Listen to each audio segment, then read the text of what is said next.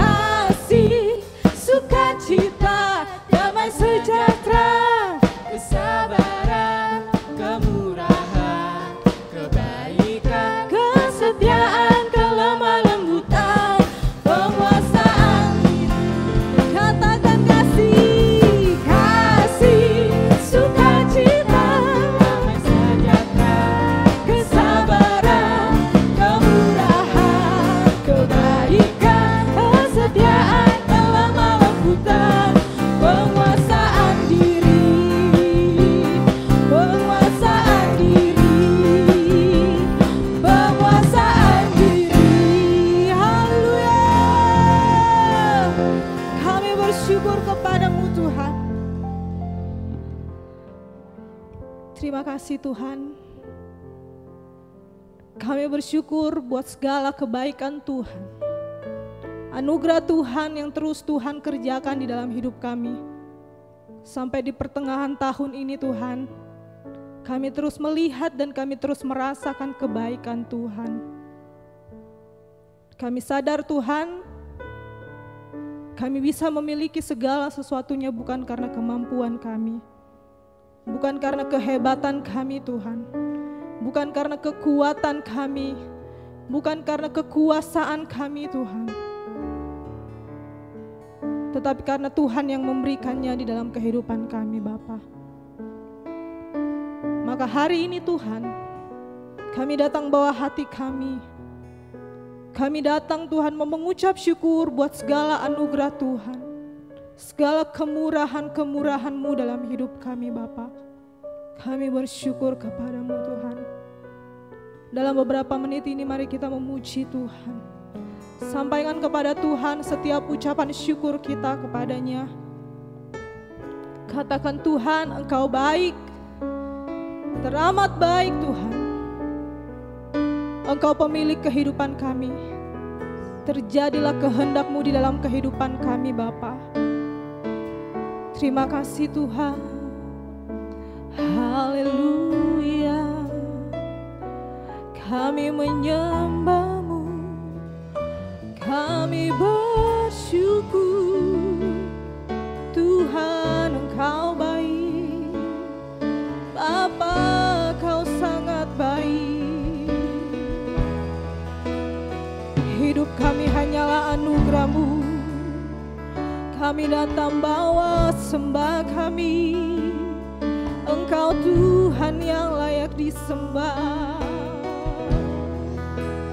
Engkau Allah yang layak untuk dipuja.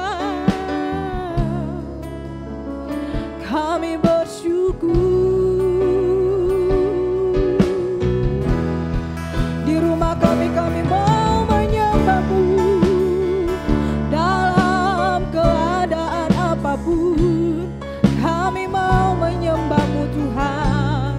Engkau baik. Haleluya. Haleluya.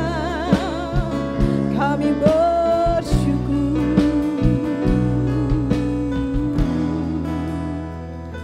Terima kasih Tuhan. Engkau hadir bersama-sama dengan kami Tuhan. Dan kami percaya Engkau menikmati setiap pujian dan penyembahan kami yang lahir dari hati kami kepadamu Bapa. Terima kasih Tuhan, terima kasih Yesus. Terima kasih Bapa.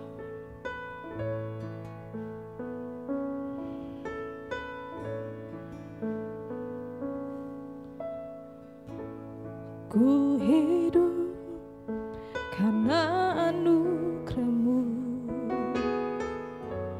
Ku hidup karena kasih-Mu. Kaulah sumber kehidupanku.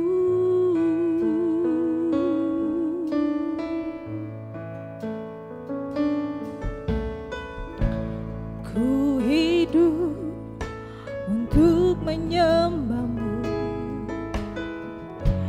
Ku hidup untuk menyenangkan-Mu.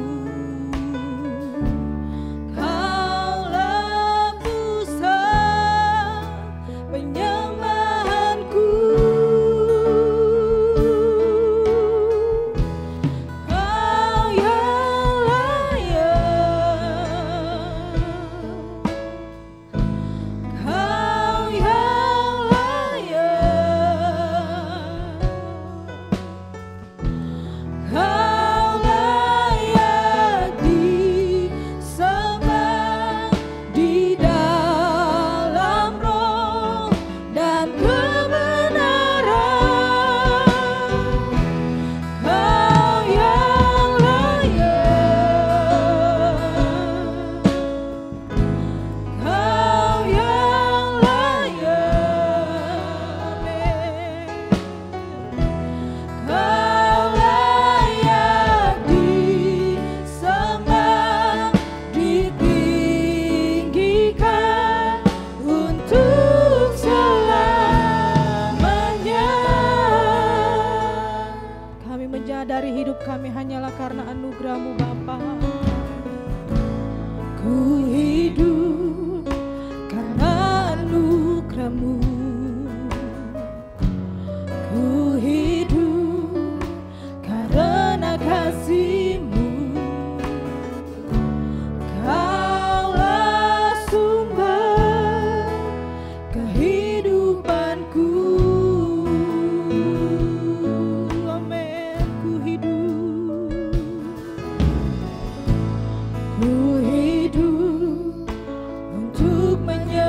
menyembahmu, amin. Ku hidup untuk menyenangkanmu, Kaulah pusat penyembahanku. Hanya Kau yang layak, amin. Kau yang layak, kami menyembahmu. Kau layak disembah di dalam roh dan kebenaran. Kau yang layak, Kau yang layak,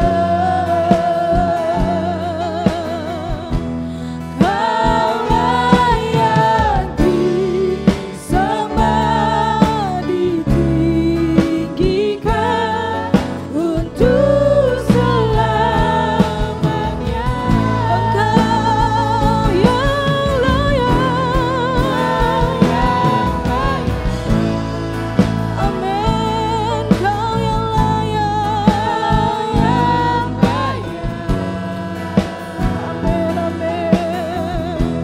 Kau layak disembah di dalam roh dan kebenaran. Kami menyembahmu, Engkau yang layak, amin. Kau layak disembah, ditinggikan untuk selamanya. Sama-sama katakan, Kau yang layak. Mari angkat tanganmu dan katakan, Tuhan, Engkau layak. Engkau layak terima pujian kami, Tuhan. Dalam apapun keberadaan kami, Tuhan, Engkau senang dengan setiap pujian dan penyembahan kami, Bapa. Kami datang menyembahmu dalam roh dan kebenaran. Engkau yang layak,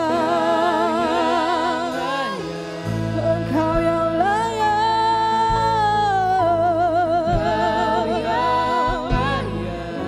amin. Kau layak, Tuhan, disembah, ditinggikan untuk selamanya.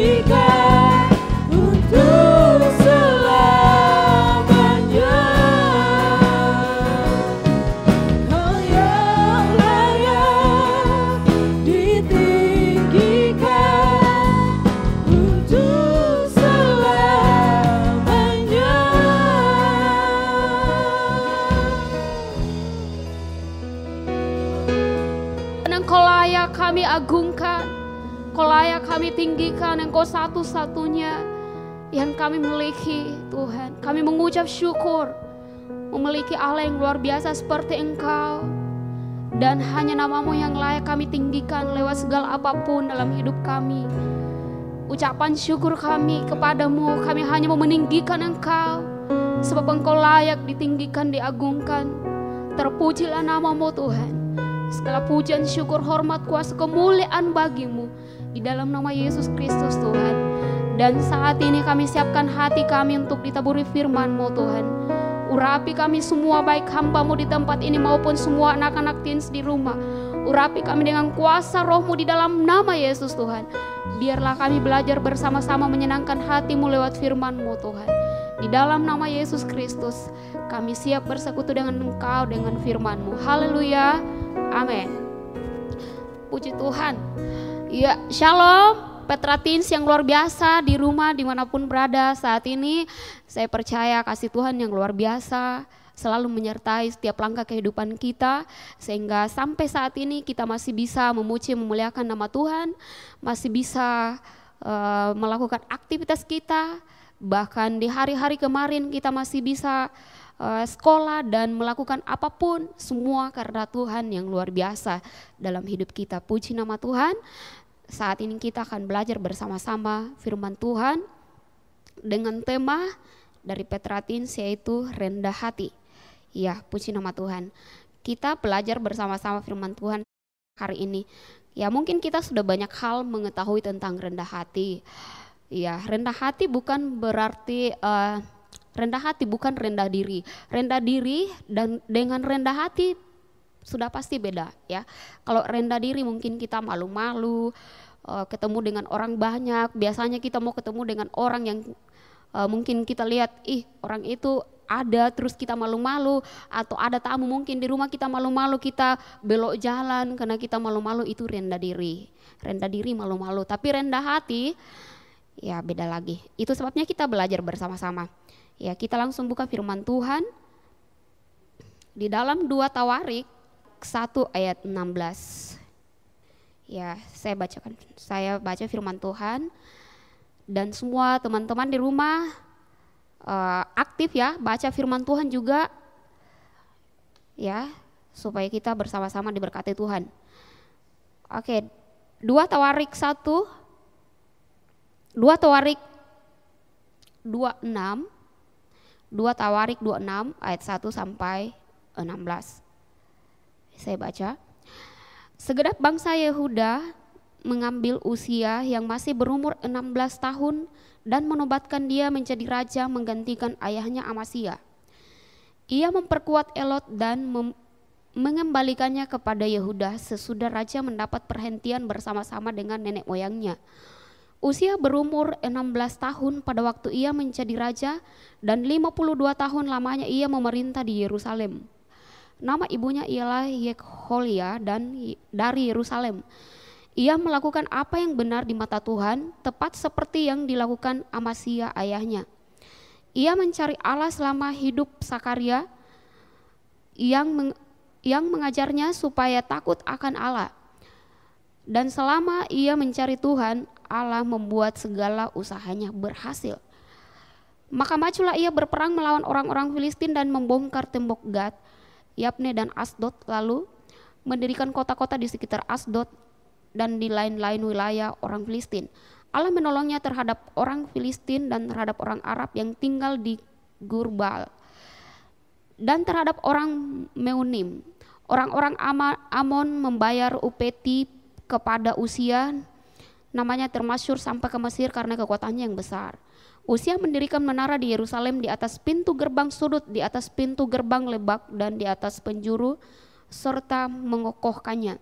Ia mendirikan juga menara-menara di padang gurun dan menggali banyak sumur karena banyak ternaknya, baik di dataran rendah maupun di dataran tinggi. Juga ia mempunyai petani-petani dan penjaga-penjaga kebun anggur di gunung-gunung tanah yang subur, karena ia suka kepada pertanian.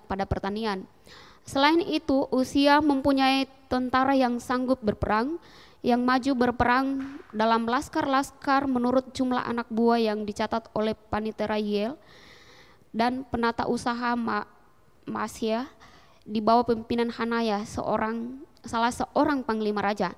Kepala-kepala puak pahlawan-pahlawan yang gagah perkasa itu seluruhnya berjumlah 2.600 orang. Di bawah pimpinan mereka terdapat satu bala tentara terdiri 7.500 orang yang gagah perkasa dalam berperang untuk membantu raja dalam menghadapi musuh. 14. Uzia memperlengkapi seluruh tentara itu dengan perisai, tombak, ketopong, baju sirap busur, dan batu umban. 15. Ia membuat juga di Yerusalem alat-alat perang ciptaan seorang ahli yang dapat menembakkan anak panah dan batu besar untuk ditempatkan di atas menara-menara dan penjuru-penjuru. Nama raja itu termasyhur sampai ke negeri-negeri yang jauh karena ia ditolong dengan ajaib sehingga menjadi kuat. 16. Setelah ia menjadi kuat, ia menjadi tinggi hati sehingga ia melakukan hal yang merusak. Ia berubah setia kepada Tuhan Allahnya dan memasuki bait Tuhan untuk membakar ukupan di atas mezbah pembakaran ukupan. Ya, sampai di sini dulu.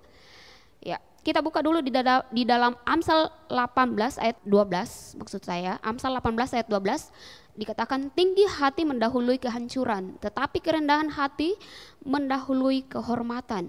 Ya. Kalau kita tadi belajar tentang Raja Uzia, dia masih sangat muda, umur 16, seumuran anak teens lah ya, kelas 3 SMP, kalau zaman sekarang mungkin umur 16 kelas 1 SMA. Jadi dia dinobatkan menjadi raja menggantikan papanya.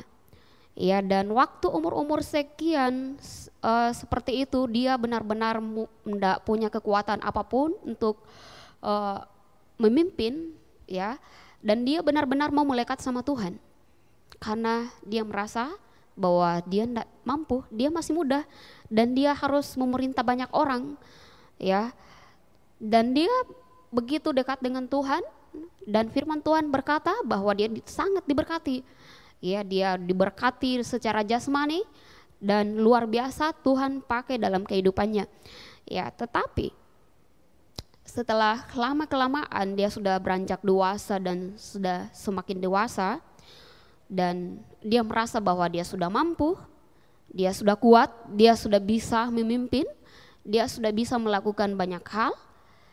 Dan pada saat itu firman Tuhan berkata bahwa dia berubah setia. Tahukah apa yang membuat sebenarnya kesombongan itu terjadi dalam hidup kita? Ya, kita mungkin sering, bahkan mungkin biasa teman kita bilang, ih sombongnya.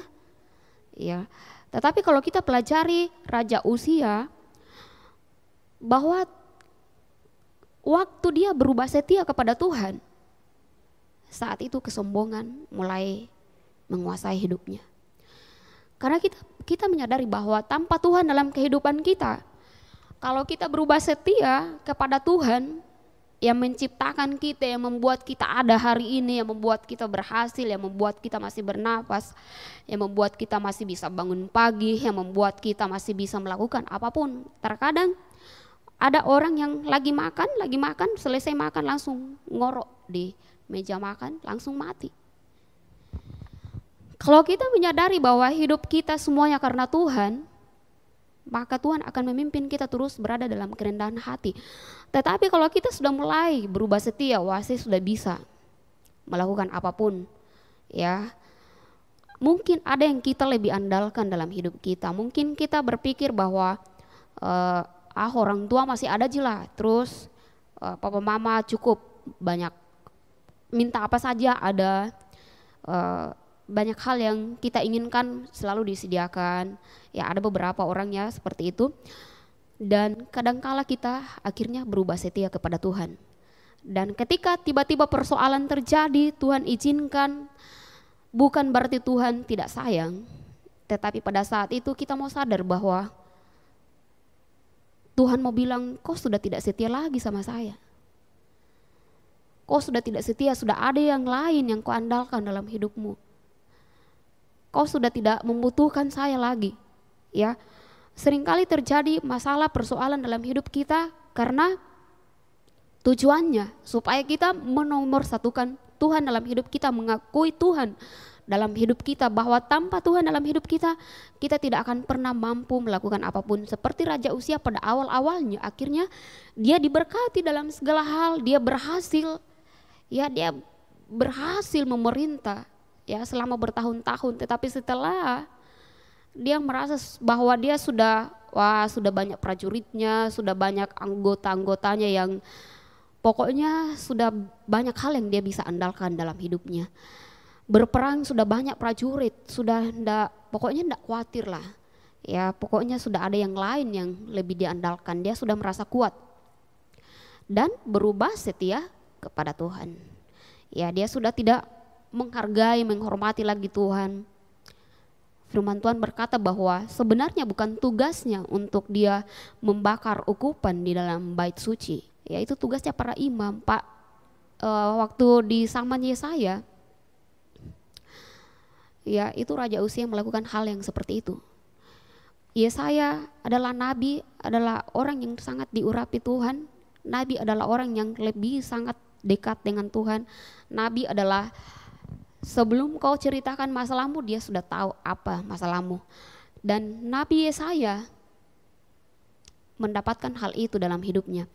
Dan ketika hal itu terjadi dalam kehidupannya Nabi Yesaya dan seluruh imam-imam yang ada, dan melihat caranya Raja Uzia tidak menghargai lagi hamba Tuhan, ya terkadang ada mungkin kita merasa orang tua kita mungkin di rumah, orang tua kita sadari wakilnya Tuhan loh. Orang tua kita itu wakilnya Tuhan.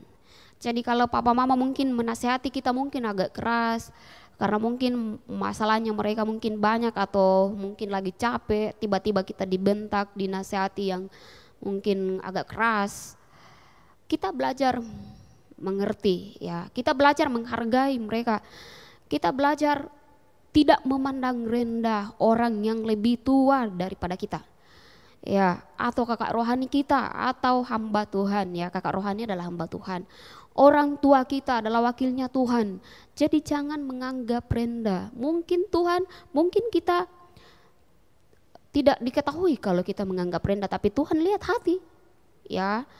Jadi apa yang dilakukan Raja Uzia, dia mengambil bagiannya hamba Tuhan, dan atau bahasa kalau sekarangnya itu dia menganggap enteng hamba Tuhan, tugasnya hamba Tuhan, atau karena dia sudah merasa dia raja, dia berhak mengatur semuanya di dalam negeri itu, sehingga ya dia mengambil yang bukan tugasnya.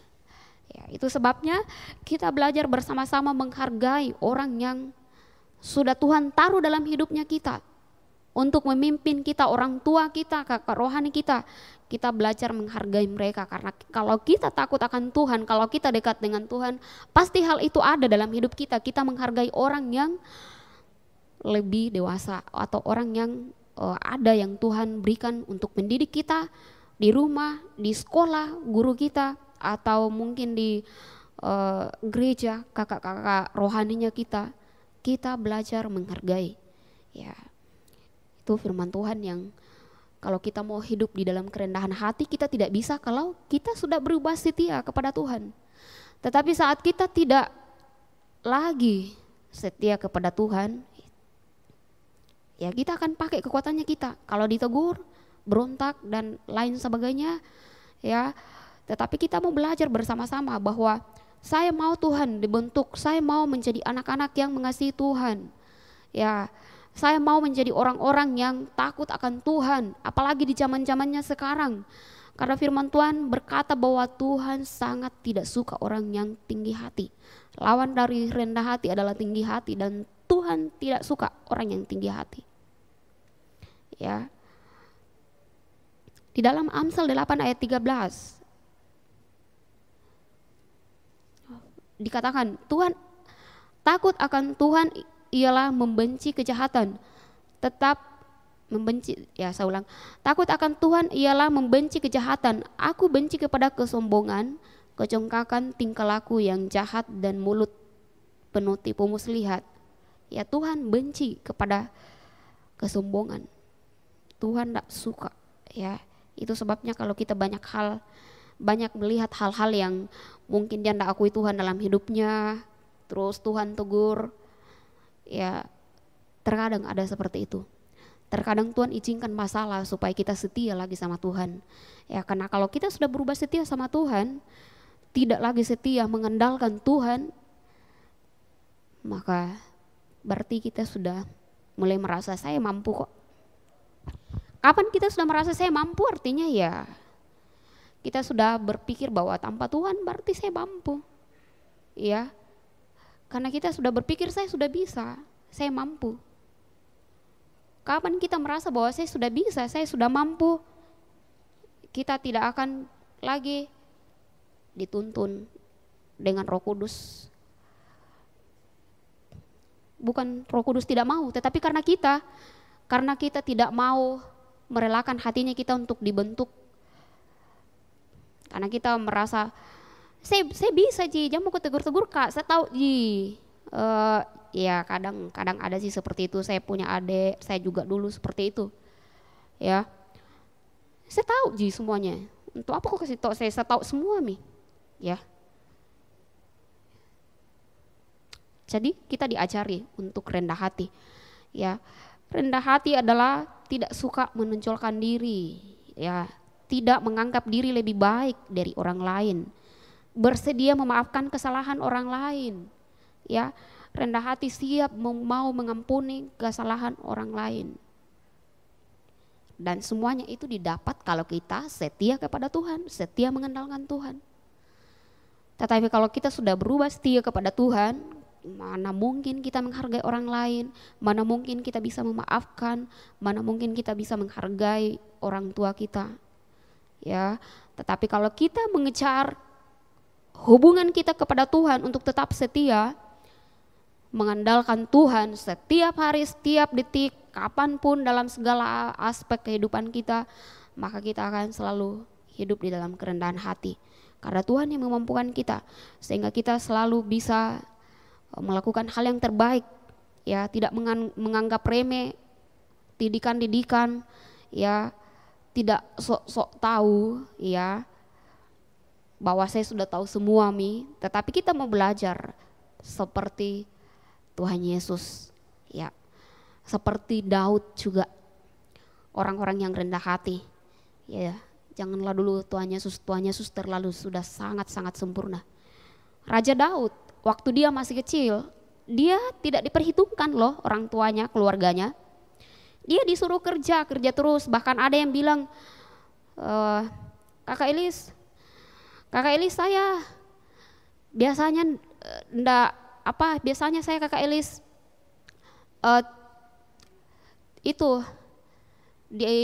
dibedakan dengan adik saya. Biasanya saya dibedah-bedahkan dengan adik saya. Biasanya saya terlalu banyak kerjaan, adik saya dimanja dan bla bla bla. Tetapi kita belajar bersama-sama bahwa Raja Daud tidak berpikir seperti itu waktu dia tidak diperhitungkan sama orang tuanya. Waktu lagi pesta, lagi pemilihan Raja Daud di mana? Dia disuruh pergi kerja, gembalakan domba-dombanya. Tetapi firman Tuhan berkata bahwa kita mau belajar rendah hati seperti Raja Daud. Kenapa Raja Daud bisa rendah hati? Karena dia selalu dekat dengan Tuhan. Dia mengandalkan Tuhan, dia setia mengandalkan Tuhan dalam hidupnya, sehingga Raja Daud bisa dipilih menjadi raja dan bukan orang-orang yang wow dan keren secara pandangan manusia.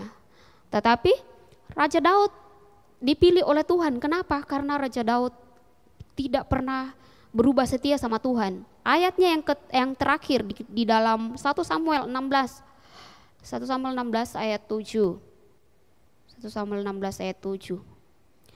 Tetapi berfirmanlah Tuhan kepada Samuel, janganlah pandang parasnya atau perawakannya yang tinggi, sebab aku telah menolaknya. Bukan yang dilihat manusia, yang dilihat alam. Manusia melihat apa yang di depan mata, tetapi Tuhan melihat hati. Ya, Tuhan melihat hati.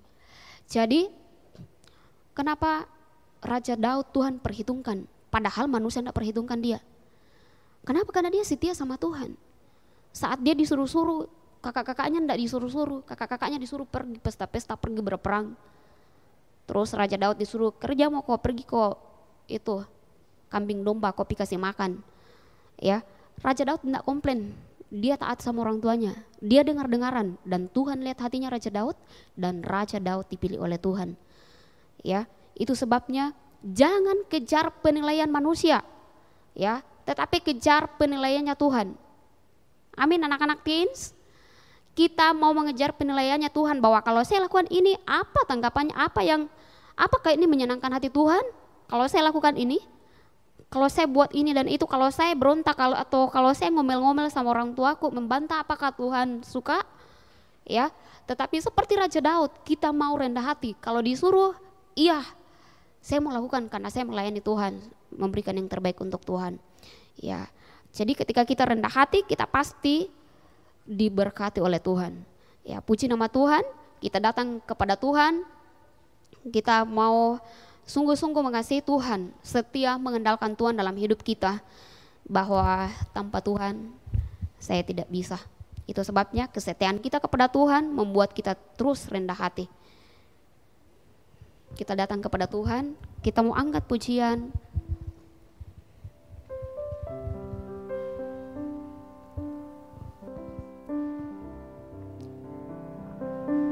Kita datang dengan hati yang haus kepada Tuhan, hati yang rindu. Mari kita rubah sikap hati kita selama ini. Kalau kita tidak lagi mengandalkan Tuhan lebih lagi, mari setia mengandalkan Tuhan setiap saat dalam hidup kita. Kita angkat pujian ini. Ku tak membawa apapun juga. Ku tak membawa Apapun juga, saat ku datang ke dunia, ku tinggal semua pada akhirnya. Saat ku kembali ke surga, ku tak membawa apapun juga. Ku tak membawa, ya Tuhan, apapun juga. Saat ku datang ke dunia, ku tinggal semua pada akhirnya. Saat ku kembali ke surga, inilah yang ku punya, hati sebagai hamba yang mau taat dan setia padamu Bapa. Kemanapun ku bawa, hati yang menyembah di dalam roh dan kebenaran sampai selamanya. Inilah yang ku punya, hati sebagai hamba yang mau taat dan setia padamu Bapa. Kemanapun ku bawa, hati yang menyembah di dalam roh dan kebenaran sampai dalam roh dan kebenaran sampai dalam roh dan kebenaran sampai selamanya.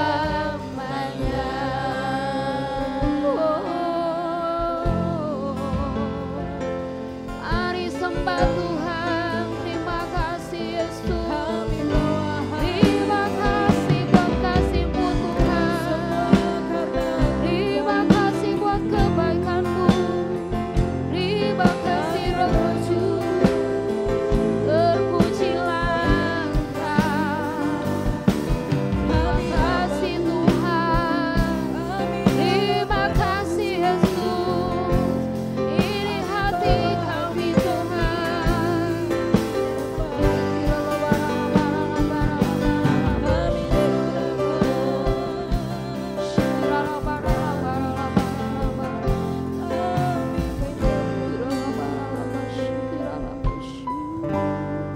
Terima kasih Tuhan, terima kasih Bapa. Terima kasih buat firman-Mu yang selalu menuntun langkah kehidupan kami Tuhan. Untuk kami selalu mengasihi Engkau lebih lagi Tuhan. Kami setia mengandalkan Engkau, kami tidak mau mengandalkan yang lain. Karena kami menyadari bahwa hanya Engkau Tuhan satu-satunya yang luar biasa dalam hidup kami Tuhan. Sehingga ketika kami setia mengandalkan Engkau, maka kami akan terus diberkati dan kami akan terus hidup dalam kerendahan hati. Terima kasih Tuhan. Karena dengan kekuatan kami tidak mampu hidup dalam kerendahan hati, tetapi kami membutuhkan Engkau Tuhan. Itu sebabnya biarlah kesetiaan itu ada dalam setiap hati kami untuk mengandalkan Tuhan lebih lagi.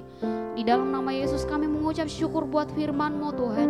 Biarlah setiap anak-anak teen, semua teman-teman kami Tuhan, Engkau berkati, Engkau jamah, Engkau lawat mereka Tuhan. Berkati sekolah mereka, berkati orang tua mereka. Biarlah apapun yang mereka kerjakan, apapun mereka cita-citakan Tuhan, Engkau buat berhasil. Terima kasih Tuhan, di dalam nama Yesus kami mengucap syukur. Dan mari kita terima berkat Tuhan. Kiranya berkat kasih karunia Allah, dari Allah Bapa, Allah Anak, Allah Roh Kudus, tinggal tetap menyertai kita mulai dari saat ini sampai Tuhan Yesus datang pada kali yang kedua menjemput kita yang setia mengasihi Tuhan. Di dalam nama Yesus Kristus, Tuhan memberkati kita dengan berkat yang luar biasa. Haleluya, amin.